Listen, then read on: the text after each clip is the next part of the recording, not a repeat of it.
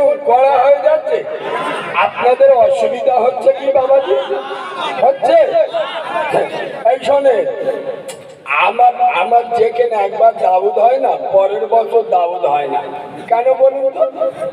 আমি তো অপারেশন করার লোক, মদ কর, সুদ কর, গাঁজা কর, দাড়ি কর, চুল্লু কর, বাম্মার অবাধ্য সন্তান, বেনামাজি, বেরোজগার, বন্ধন লোন, গ্রুপ লোন খাওয়া মাল, কারোর মাথার অপারেশন করি, কারোর চোখের অপারেশন করি, কারোর আবার গালের ভিতর ফেড়ে অপারেশন করি, কারোর বুকির অপারেশন করি।